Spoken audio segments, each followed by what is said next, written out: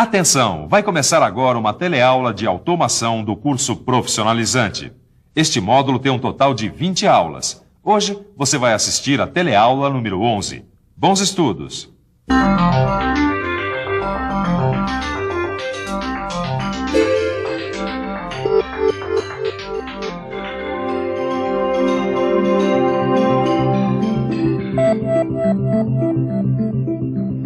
Hoje a gente vai falar de revolução, mas calma, não é esse tipo de revolução que você está pensando. Nessa revolução não tem armas, não tem tanques, não tem povo na rua, nada disso. A revolução que a gente vai falar hoje é feita de chips, bytes, telas, teclados e processadores. É a revolução da informática. E aí, companheiro, vamos à luta? A nossa teleaula de automação de hoje vai mostrar como foi a evolução dessa revolução. Quer dizer, como é que os computadores evoluíram tanto para a informática poder penetrar em quase todos os tipos de serviços. Hoje em dia, a gente tem acesso a uma quantidade estonteante de informação. E você sabe, o computador tem tudo a ver com isso, porque ele é um dos principais instrumentos da informação. Agora, você sabe como isso tudo aconteceu? Você sabe como essa revolução começou?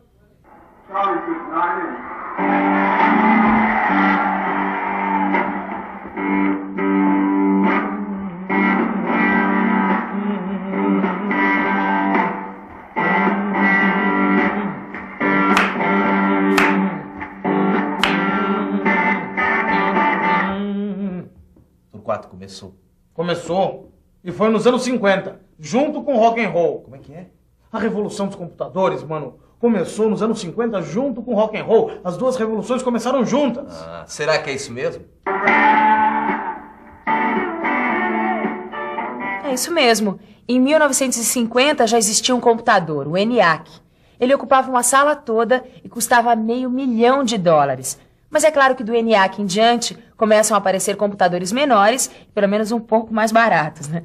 Todos eles eram produzidos pela mesma indústria. Confira no nosso arquivo. O primeiro computador comercial foi o IBM 650. Depois dele, veio o modelo 1401, que ampliou a presença do computador nas grandes corporações. E a partir desse modelo, foi desenvolvida uma família de computadores comerciais, a linha 360. Com ela, começa a terceira geração de computadores. E com a terceira geração de computadores, surge um novo conceito na história, o CI, Circuito Integrado. É isso mesmo, professor Ferrari? É isso mesmo. A segunda geração, ela trabalhava com componentes discretos, os transistores soldados em placas de circuito impresso. A partir daí, a terceira geração fez uma integração desses componentes em um componente só, que é o circuito integrado. E é claro que o circuito integrado representa apenas mais um passo na evolução dos computadores, porque evolução, na história da informática, é quase uma rotina. Não é maravilhoso? Uma indústria onde a evolução é rotina. Como é rotina você cortar o meu som, né? Bem, o som ele estava vindo de uma placa de circuito impresso, como essa, tá? Que ela reproduz o som do CD. Agora, o CD a gente coloca aqui no drive do CD, tá vendo? Muito bem, mas a miniaturização do computador só aconteceu quando eles começaram a colocar tudo numa placa só. Quando todos os dispositivos necessários foram colocados numa single board, compreende? Single board, parece conversa de surfista, né? Mas não é não. Não. É que em inglês, single em inglês é única, board é placa. Então quer dizer placa única. Tá dando para perceber que em computação tem muitos termos em inglês, né? Mas é bom você já ir se acostumando, porque é assim mesmo. Por exemplo, aqui nós usamos esse desktop, que é perfeito. Temos também o laptop, que dá conta do recado, até o palm top, que dá para fazer muita coisa. Não disse. Desktop, laptop e palm top. Você vai conhecer cada um deles agora. Esse aqui é o desktop, que vai sobre as mesas nos escritórios.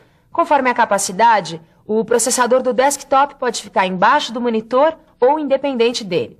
Já esse outro aqui é o laptop. Ele é bem menor e tem o teclado e o monitor embutidos no mesmo corpo. E tem ainda esse outro aqui, olha, bem menor, o palm top, que cabe na palma da mão. Agora, você sabe qual foi a grande revolução dentro da evolução dos computadores? Foi quando eles começaram a se comunicar em rede. Está por dentro?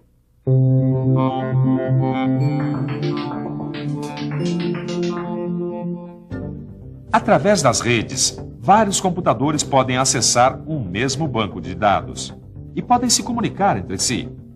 As redes podem ser num mesmo escritório, podem ser nos diferentes pontos de uma organização, em diferentes locais, estados ou países. Ou podem ser redes mundiais, de conexão ilimitada, como é o caso da internet. Toda a comunicação entre computadores é feita através de linhas telefônicas ou de sinais via satélite. Mas além de se comunicarem entre si, os microcomputadores se comunicam também com os seus periféricos. Basicamente, existem dois tipos de periféricos. Os de armazenamento de dados, como por exemplo essa unidade de CD-ROM, e os de entrada e saída, como por exemplo esse modem. Mas calma aí, que você já vai entender direitinho essa história de periféricos. Vamos começar com os de armazenamento de dados. Os periféricos de armazenamento de dados são unidades de memória secundária. Para você ter uma ideia do que é uma unidade de memória secundária. Você lembra dos cartões perfurados lá da pré-história do computador? Pois é, a combinação dos furos desses cartões é que armazenava a informação. Era um tipo de memória secundária que ficava à disposição do usuário do computador. Agora é claro que o uso desses cartões era bem pouco prático, né? Por isso, mais tarde, eles foram substituídos por fitas magnéticas. Confira no arquivo. Com as fitas magnéticas, os programas e as informações ficavam armazenadas em sinais. Do mesmo jeito que a gente grava músicas em fita até hoje. Mais tarde, para deixar o armazenamento mais prático, foi desenvolvido o disco magnético. Conhece? Conhece isso aqui? Isso aqui é um disco magnético. Ele substitui a fita no armazenamento da informação. E dos programas também, né, mano? Certo. Agora, o importante é que para você localizar a informação aqui dentro ficou muito mais ágil. Você não precisa mais ficar rodando para procurar informação, que nem em fitas cassetes, por exemplo. Porque, na verdade, a leitura do disco não é feita apenas por um, mas por vários cabeçotes, que nós chamamos de cabeças. É isso mesmo. Como vocês podem observar, o Torquato é uma cabeça. Obrigado. Mas você poderia rapidamente explicar quais são os tipos de discos magnéticos? Posso. Os discos magnéticos são classificados em dois grupos de acordo com a sua dimensão e a sua capacidade de armazenamento. Mas, mano, quais são esses grupos? Os grupos são os discos rígidos, como esse Winchester, e os discos flexíveis, como esse disquete. E eles são encontrados em várias versões. Você vai conferir agora como é que os discos rígidos e flexíveis variam em dimensão e capacidade. Quanto à dimensão, os discos flexíveis variam entre 5 1/4 de polegadas e 3 polegadas e meia.